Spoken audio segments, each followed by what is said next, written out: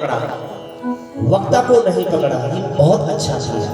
ऐसे ही मैं चाहता था, हे माता मालूम है बहुत भूख लगी है। सीता बोली भूख लगी है, कमाल है, इतनी दूर से आ रहे हो, तुमको रास्ते में किसी ने पूछा नहीं? राम हनुमान जी बोले सब खाने वाले मिले माता, रास्ते में सब खाने वाले मिले, किसी ने खिलाया नहीं कुछ। और इन रसदार फलों को देख करके लग रहा कब मुझे आप आज्ञा करें, कब मैं फल खाऊं। सीता ने कहा यहाँ बड़े भट्ट बलवान रहते हैं, हाँ खबरदार।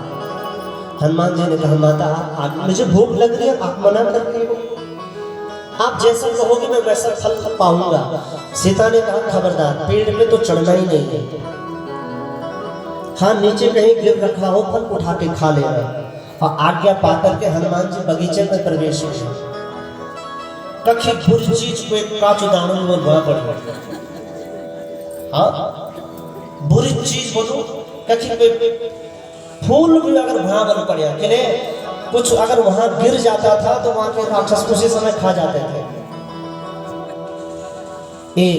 दूसरी बात, उस वाटिका में यदि किसी पेड़ का पत्ता मुरझा जाता था ना, दंड सूर्य भगवान को मिलता था।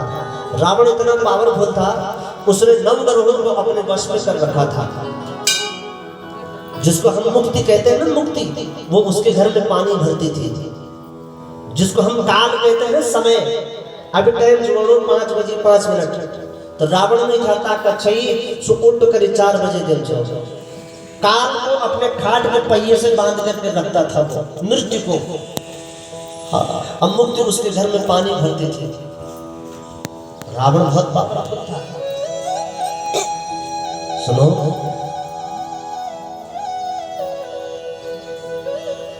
पेड़ का पत्ता भी मुरझा जाता तो दंड भगवान सूर्य को मिलता था। आज मालूम क्या बापू, रात बगीचे में देख लिया कहीं फल नहीं मिला, हनुमान जी परेशान हो गए। क्या किया, किसी पेड़ को हनुमान जी ने सोच करके थोड़ा सा अपना बदन टिकाया, थोड़ा कंधा लगाया, तो पेड़ तो फलों से लद रहे थे, जरा ठसाक लगन से चाहे डाला पर, तो थोड़ा ठसाक के लगे 3-4 फल गिर गए नीचे। अब फल गिरे तो फल वहां पड़ना बाद से गिर गिर गिर गिर गिर गिर गए तो कहीं दूर में चल गए। हनुमान जी दौड़ करके गए, फल उठाया, फल खाने लगे। अब फल खा करके एक बार खा करके माता सीता को देख रहे थे, ये कहना चाह रहे थे देखा माता मैं पेड़ पर भी नहीं चला, आपकी आज्ञा का उल्लंघन नहीं किया, मैंने जमीन से ही फल उठाया। हाँ, जैसे ही हनुमान जी ने सीता की तरफ देखा, मैं एक सवाल पूछूं आपको, उन पेड़ पौधों ने क्या बिगाड़ा था हनुमान का? हनुमान ने सारी अशोक वाटिका उजाड़ दी। उजाड़ना था तो लंका महल को उजाड़ दे। उन पेड़ पौधों ने क्या बिगाड़ा था? सारे पेड़ पौधे उखाड़ दिए हनुमान जी ने। क्यों? क्यों? इसलिए हनुमान जी ने जब फल खाया, अब फल खाकर के सीता जी से कहने वाले थे, सीता को देखने वाले थे, तो सीता के दर्शन में जितने पेड़ बाधक बन रहे थे, सीता जी के दर्शन में जितने पेड़ बाधा कर रहे थे, हनुमान जी ने उनको उखाड़ उखाड़ करके फेंका। मैं फल खाने के बाद माता के दर्शन करना चाहूंगा, और ऐसा करते करते हनुमान जी ने पूरी वाटिका उजाड़ दी। जिस वाटिका का एक पत्ता भी सूख जाता सूर्य को दंड मिलता था, उस वाटिका को एक भगवान का निर्णय स्वतंत्र भक्त हनुमान जी यंत्र उजाड़ बड़ोगे क्या बोलो, रक्षक दौड़े दौड़े आए। हाँ, रक्षक दौड़े दौड़े आए। हनुमान जी ने कथा बहुत बड़ी है, जो मार लगाया, जो पीठ लगाया, एक पेड़ तोड़ करके उधर से ऐसे में डाल दिया, 4 पेड़ तोड़ करके इधर से ऐसे में डाल दिया, पेड़ों के ठोटे फाटे तोड़ करके, शाखाएं तोड़ करके बीच उसके बीच घुसा दिया, पेड़ों के बीच में सारे राक्षसों को इकट्ठा करके वहां बंदी बना दिया। कहा बस, अपने आप ऊपर पेड़ में बैठ गए, कहा बस सीताराम का जाप करो, मैं कुछ नहीं सुनना चाहूंगा। और वो बेचारे सब खड़े रहते, जय बाबा जय बजरंगी जय सिया राम। वो लगे हैं बेचारे, हनुमान जी को भी देख रहे हैं और लगे हैं वो जय बाबा।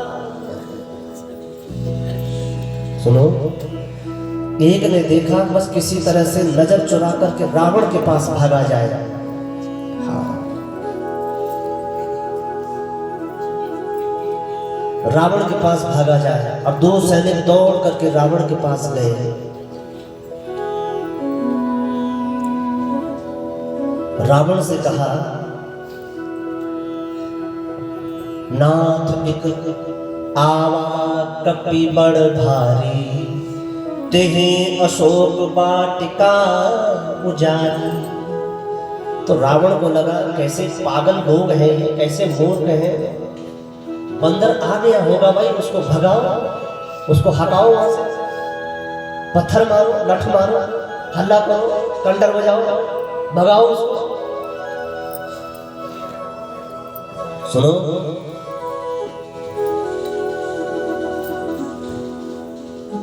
सैनिकों ने कहा, महाराज रक्ष मरते मरते मह डारे। वो तो राक्षसों, वो तो हमारे लोगों को ऐसा पकड़ रहा है और अपने सीने से ऐसे पीस रहा है। हाँ। वो तो हमारे सैनिक उसको मच्छरों के समान लग रहे हैं, वो तो मच्छर मक्खियों की तरह पकड़ रहा है, हमको हाथों पर ही निचोड़ दे रहा है। तो अपने पुत्र अक्षय कुमार को भेजा।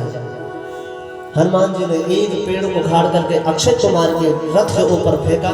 अक्षय के प्राण पखेरु उड़ गए। सुनो, दोबारा रावण ने अपने पुत्र मेघनाथ को भेजा। हनुमान जी देखे मेघनाथ आ रहा है, बड़े खुश हुए। ये लग रहा है थोड़ा बलवान, इससे आनंद आएगा लड़ने में। कई प्रकार की माया करी उस मेघनाथ ने, लेकिन जीत न जाए प्रभंजन जाया। हनुमान जी को वो जीत नहीं पाया और अंत में एक ब्रह्म फांस लेकर के हनुमान जी को बांध देता है, लंका लेकर के जाता है। और उस लंका में ऊंचे आसन पर पहली बार हनुमान जी ने देखा रावण को बैठे हुए। उसकी करतब, उसकी स्टाइल, उसका बैठने का ढंग, उसका बात करने का ढंग, उसकी तड़क भड़क, वो कब पैर के ऊपर पैर रखे, कब वो कांख बदले, कब किसकी ओर देखे, कब किसको क्या आज्ञा दे, कुछ कहा नहीं जा सकता। कब कौन सा पैतरा बदले, कुछ कहा नहीं जा सकता। हनुमान जी ने देखा तो रावण ने बहुत तरीके से बात करी हनुमान जी से। हनुमान जी ने कहा, मैं समझता हूँ लंकेश, तुम मुझे क्या करने वाले, क्या कहने वाले हो। यही कहने वाले हो कि तुमने फल फूल क्यों उखाड़े, पेड़ क्यों तोड़े। तुम मुझसे पूछने वाले हो कि तुमने हमारे आदमी को क्यों मारा। पहली बात, जिन को ही मारा, जिन्होंने मुझको मारा मैंने उनको मारा, जिन्होंने मेरे को छेड़ा मैंने उनको छोड़ा नहीं। तुम कहते हो कि पेड़ पौधे क्यों तोड़े, तो तुम्हें दिखता नहीं स्वभाव से मैं बानर हूँ, बानर का स्वभाव ही पेड़ पौधे तोड़ना है। तुम कहते हो कि फल फूल क्यों खाए, मेरा स्वभाव ही फल खाना है। मैं तो सिर्फ एक बात कहूंगा कि प्रणत पाल रघुवंश मणि करुणा सिंधु खरारी, गए शरण प्रभु राखी है, हे लंकेश सब अपराध विसार। सारे अपराधों को तेरे भूल करके भगवान राम तुझे शरणागत कर देंगे। एक बार उनकी स्त्री को उनको लौटा दे। हाँ, ऐसे दयालु परमात्मा के चरणों को छोड़ करके हे लंकेश ठीक नहीं है। हनुमान जी को चिढ़ते हुए, हनुमान पर चिल्लाते हुए रावण ने कहा, हमें बड़ा गुरु मिला है, तो हमें बड़ा गुरु ज्ञान दे रहा है। अरे उठाओ शस्त्र, इसकी गर्दन अलग कर दो। हाँ, तो भाई का दुख भाई ही समझता है। जैसे रावण ने अपने सैनिकों को आदेश दिया, इसको मार गिराओ, इतने में विभीषण का प्रवेश हुआ। हाँ भैया, सीता सीत समान से आई, तब कुल कमल विपिन दुखदाई। भैया ये सीता शीत ऋतु की तरह आ गई है यहाँ, जो कमल रूपी हमारे इस लंका के एक एक पंख को मुरझा रही है। सीता शीत समान से आई, तब कुल कमल विपिन दुखदाई। नाना प्रकार का दुख लेकर के सीता आई है, अब सीता को लौटा दो। अरे सीता को नहीं लौटा रहे हो तो सुनो, नीति विरोध न मारे दूता। नीति कहती है दूत को मारते नहीं है, ये तो बेचारा दूत है, समाचार लेकर के आया है, इसके हाथों कुछ ऐसा समाचार भेज दो ना, इसके स्वामी को जब इसको देखे तो इसके स्वामी को लज्जा आए। विभीषण ने कहा क्या करे? कहा इसकी पूंछ जला दो। पूंछ इसकी इज्जत है। हम बोलते हैं ना, अरे ते आज में कोई पूंछ नहीं बनता, बोलते हैं। कभी कभी क्या कहते हैं, अरे बाबा उनकी तो बहुत पूंछ है, उनको तो हम छोड़ नहीं सकते, उनकी तो बड़ी पूंछ है, ऐसा बोलते हैं। अब किन्हीं किन्हीं को कहते हैं अरे क्या बात कर रहे हैं, उनसे मुझसे आज मुझे कोई पूंछ नहीं है।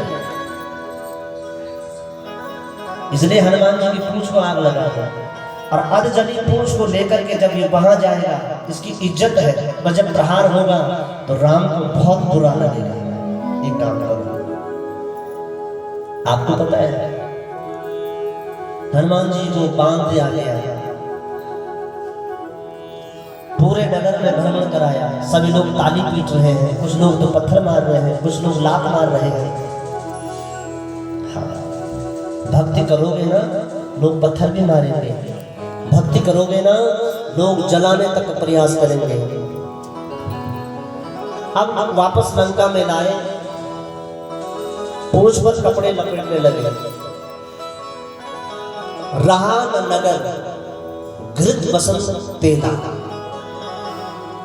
उस नगर में कपड़े ही खत्म हो गए, उस नगर में तेल ही खत्म हो गया, घी भी खत्म हो गया, क्योंकि बाढ़ी पूंछ कीन कभी खेला। धीरे धीरे पूंछ बढ़ती गई, रावण के लोग कपड़े लपेटते गए, पूंछ पे कपड़े लपेटते गए। इधर भगवान हनुमान जी को चिंता हो गई, बिना राम की आज्ञा के तो मैं कुछ कर नहीं सकता, अब ये मेरी पूंछ जला देंगे, क्या करूं? तुरंत भगवान हनुमान जी ने राम जी का ध्यान किया। पर्वत पर हनुमान जी का ध्यान पहुंचा। तुरंत परमात्मा श्री राम ने भी 49 मरुदगणों को आदेश दिया कि हनुमान के कान में कह दो हाँ। 49 प्रकार के मरुदगणों को तुरंत उन्होंने हनुमान के कान में कह दिया यस। और जब यस जैसे ही यस हुआ, निबुक चले कपि कनक अटारी, पूंछ सारी लंका के लोगों के घर घर में भी पूंछ। जितने पानी के ड्रम भरे हुए थे, जितने पानी के कनस्तर भरे हुए थे, हनुमान जी ने सारे गिरा दिए, क्योंकि इनको पानी की जरूरत पड़ेगी। अब जब आग लगेगी तो पानी बचाओ बचाओ होगा यार, सारे पानी के ड्रम गिरा दिए। और जब पूंछ में आग लगी, फिर हनुमान जी ने छोटा सा रूप धरा, पूरे लंका के निबुक निबुक चढ़ करके अटारी अटारी पे चढ़ करके संपूर्ण सोने की लंका को जलाने लगे, एक विभीषण का घर छोड़ करके। उस समय भाई भाई का घर नहीं जलाता था, वो तो कलयुग में जलाते हैं लोग भाई भाई का घर। हनुमान जी ने विभीषण का घर छोड़ दिया, पूरी लंका जला दी। लंका जलाने के बाद हनुमान जी ने देखा लंका तो जली नहीं, ये जितना जला है इसमें तो और ज्यादा चमक आ गई, क्योंकि सोने को जितना तपाओ, सोने पर उतनी ज्यादा चमक आती है। तो हनुमान जी ने क्या किया, जहां नवग्रहों को बंधी बना रखा था, वहां भगवान शनिदेव को छोड़ा दिया। और शनि को छोड़ करके हनुमान जी ने कहा बस कुछ नहीं, एक बार लंका को देख तो बस, तूने करना कुछ नहीं है, तू लंका को देख। और जैसे ही शनि की दृष्टि पड़ी लंका पर, लंका काली पड़ गई। हनुमान जी ने तुरंत समुद्र में गए, समुद्र में जाकर के पूंछ को बुझाया। आप लोगों ने कथा सुनी होगी, कथा के माध्यम से देखा भी होगा। उस समुद्र में एक बूंद पसीने की गिरी हनुमान जी की, उस पसीने की बूंद को किसी मगरमच्छ ने पी लिया, और उस मगरमच्छ की, उस मछली के पेट से हनुमान जी के पुत्र का जन्म हुआ। बहुत कम लोग जानते होंगे कि हनुमान जी ने विवाह भी किया था, हनुमान जी की शादी हुई थी। और हनुमान जी की पत्नी का नाम है सुवर्चला, भगवान सूर्य नारायण की पुत्री है। मध्य प्रदेश के खंभ जिले में आज भी हनुमान और सुवर्चला का मंदिर है, पति पत्नी का मंदिर है हनुमान जी के। हालांकि उनके ब्रह्मचर्य पर किसी प्रकार का कोई असर नहीं पड़ा, लेकिन कुछ विद्याओं को प्राप्त करने के लिए हनुमान जी ने सूर्य पुत्री सुवर्चला के साथ में विवाह किया था। लंका धू धू करके जल गई। हनुमान जी माता सीता के पास आए, बहुत देर हो गई। सीता ने कहा इतनी देर कहाँ थे? कहा माता बड़ा गांव है। बोले गांव तो तेरे को भेजा ही नहीं, पकड़े गए हनुमान जी। गांव तो तेरे को देखा ही नहीं था, भेजा ही नहीं था। हनुमान जी बोले माता देखो ना एक बार, सिर उठा के देखो। देखा वो काला धुआं निकल रहा लंका से, ये क्या हो गया?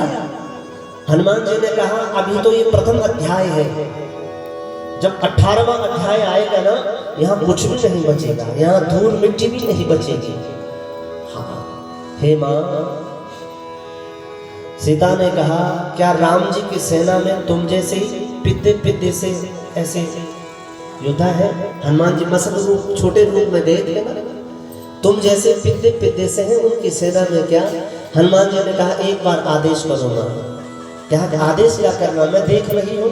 हनुमान जी ने उस अशोक वृक्ष की जड़ पर अपना पैर का अंगूठा दबाया और जय श्री राम का घोष किया।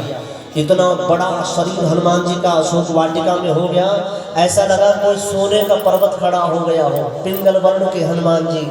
सीता बोली बस बस बस, शत्रु को पता चल जाएगा। सीता ने भी ऐसा विशाल रूप कभी नहीं दिखा था हनुमान जी का।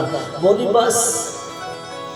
हनुमान जी ने माता सीता से कहा कि बरसात होती है ना माता, तो ऐसा लगता है गरम गरम तेल बरस रहा है राम जी के शरीर पर, वो आपको बहुत याद करते हैं। जिन जिन वृक्षों के नीचे वो बैठते हैं, उन वृक्षों के नीचे बैठ करके, उन वृक्षों को देख करके आपकी याद करते हैं। लताओं को देख करके, पेड़ों से आपकी याद करते हैं, आपके बगैर एक क्षण भी। और जिस प्रकार राम जी ने दी थी अंगूठी, उसी प्रकार माता सीता ने भी चूड़ामणि निकाल करके हनुमान जी को दिया। और हनुमान जी वापस आए तो इधर जितने बानर भालू थे, ध्यान से सुनना, हनुमान जी को वापस आते देख इनको भी लगा कि हमारा नया जन्म मिल गया, नूतन जन्म कपिन सम्माना। चाहते तो हनुमान जी इन सबसे ऐसा भी कह सकते थे कि भैया आप लोग वापस चले जाओ, मैं सीता का पता लगा करके आ जाऊंगा। 6 बजे तक कथा चलेगी। आपके हृदय में बैठे भगवान श्री बद्री विशाल को बहुत बहुत प्रणाम। आइए एक छोटा सा भजन हनुमान जी के चरणों में, उसके बाद दानी दाताओं ने जो दान दिया है, परसों ठीक 9 बजे से हवन होगा। 9 बजे से लेकर के 10-11 बजे तक जो भी हवन होगा, हवन के बाद थोड़ा बहुत राम जी के निमित्त जो भंडारा प्रसाद होगा, आपने चना में परसों भंडारा 4 तारीख को यज्ञ और भंडारा होगा। उसके बाद हम अपने घर, आप अपने घर। सच कहूँगा बड़ा चीज है, बड़ा आनंद आया कथा गाने में और सुनने में भी। बड़े प्यारे लोग मिले मुझे कथा को सुनने वाले। आप लोगों ने कभी बीच में किसी प्रकार की कोई बात नहीं करी, आप लोगों ने मुझे परेशान बिल्कुल नहीं किया। बहुत बहुत धन्यवाद है तमाम इस चौरास की जनता का, जिन लोगों ने मुझे बड़ी प्रेम से सुना, जिन लोगों ने सुना नहीं ढंग से राम कथा को शुरू से लेकर अंत तक, या जिन लोगों ने भागवत नहीं सुनी सही ढंग से, वो हरिशरण यूट्यूब चैनल पे जाएं हैं और हरिशरण केदारनाथ करके सर्च करें, वहाँ आप सुंदर भजन सुने, कथा सुने। इस प्रकार और मैं पूज्य महाराज जी के चरणों में भी कोटि कोटि प्रणाम करूँगा। महाराज जी ने हम सबको अपने बच्चों की तरह यहाँ पर रखा, बहुत सुंदर सेवा और सुविधाएं हम सबको यहाँ पर दी। बड़े बड़े लाडले और दुलारे लोग हमको यहाँ देखने को मिले। हमारे साउंड वाले भैया, हमारे असवाल जी, बहुत बहुत साधुवाद आपका। हमारी इतनी भी कभी बात नहीं काटते हैं। एक बार कह दिया भैया आपकी साउंड लगनी है तो मना नहीं करते हैं। हालांकि उनकी इतनी व्यस्तता होने के बावजूद भी फिर भी वो साउंड मुहैया कराते हैं। हमारे टेंट वाले हैं, हमारे भोजन बनाने वाले भीम भाई हैं और बहुत सारे लोग। कल लिस्ट मिलेगी मेरे को जिन्होंने खूब सहयोग किया है, उनकी लिस्ट मिलेगी। मैं व्यासपीठ पर उनका सम्मान भी करूँगा कल, और उनको खूब खूब आशीर्वाद जिन्होंने इस कथा को मंगलमयी बनाया। आइए ज़्यादा बातें न करते हुए थोड़ा सा हनुमान जी के चरणों में, उसके बाद आरती इत्यादि। दुनिया में देव हजारों है, बजरंग बलि का क्या कहना, दुनिया में देव हजारों हैं, बजरंग बली का क्या कहना, इनकी शक्ति का क्या कहना, इनकी भक्ति का क्या कहना, इनकी शक्ति का क्या कहना, इनकी भक्ति का क्या कहना। दुनिया में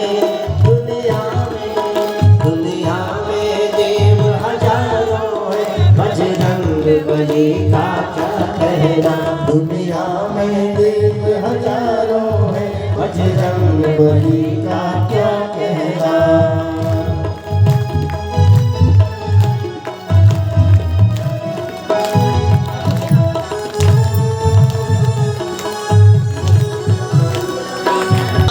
समुंदर लांग गए और गढ़ लंका में कूद गए, ये 7 समुंदर लांग गए और गढ़ लंका में कूद गए। रावण को डराना क्या कहना, लंका को जलाना क्या कहना, रावण को डराना क्या कहना, लंका को जलाना क्या कहना। इनकी शक्ति का क्या कहना, इनकी भक्ति का क्या कहना, इनकी शक्ति का क्या कहना, इनकी भक्ति का क्या कहना। दुनिया में देव हजारों हैं, बजरंग बली का क्या कहना, और दुनिया में देव हजारों हैं, बजरंग बली का क्या कहना। जब लक्ष्मण जी बेहोश हुए, संजीवन बूटी लान गए, जब लक्ष्मण जी बेहोश हुए, संजीवन बूटी लान गए।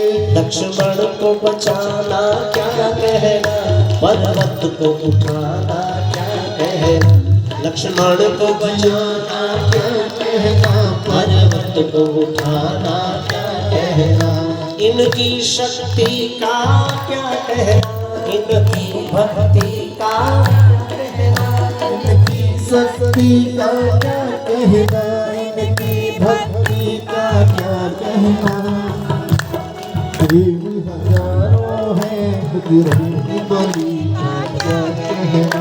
बनवारी इनके सीने में, सिया राम की जोड़ी रहती है, बनवारी इनके सीने में, सिया राम की जोड़ी रहती है। ये राम दीवाना क्या कहना, गुण गाए जमाना क्या कहना, ये राम दीवाना क्या कहना, गुण गाए जमाना क्या कहना। दुनिया में देव हजारों हैं, बजरंग बली का क्या कहना, दुनिया में देव हजारों हैं, बजरंग बली का क्या कहना। बजरंग बली का क्या कहना, बजरंग बली का क्या कहना। बजरंग बोलो हनुमान जी महाराज की, आज की आनंद की, रामचंद्र भगवान की, श्री किलकलेश्वर महादेव की, पूज्य श्री सुखदेवपुरी जी महाराज की, सच्चे दरबार की, नमः पार्वती पते हर हर महादेव। जय जय श्री राधे, जय जय श्री राधे, जय जय श्री राधे श्याम। बोलो व्यास भगवान की। भी है 4 तारीख को, तो सभी लोग यज्ञ में अपना प्रतिभाग करेंगे। उस जो राम कथा तुमने सुनी है वो अपने घर से जोत तिल जो भी सामग्री होती है, परसों हवन में आपने ठीक लगभग 9 बजे यहाँ पे पहुँच जाना है। कल कथा इसी समय से प्रारंभ होगी। कल कथा का अंतिम दिवस। मातृशक्ति को, वयोवृद्ध सबको बहुत प्रणाम करता हूँ। यहाँ के सभी जनप्रतिनिधि, समस्त समिति के लोग, ये कार्यक्रम बहुत अच्छी सुचारू रूप से बहुत सही रहा। जिस हिसाब से बारिश की आशंका थी, जिस हिसाब से एक दिन मौसम बीच में गड़बड़ हो गया था, लेकिन भगवान भोलेनाथ के इस दरबार में कृपा से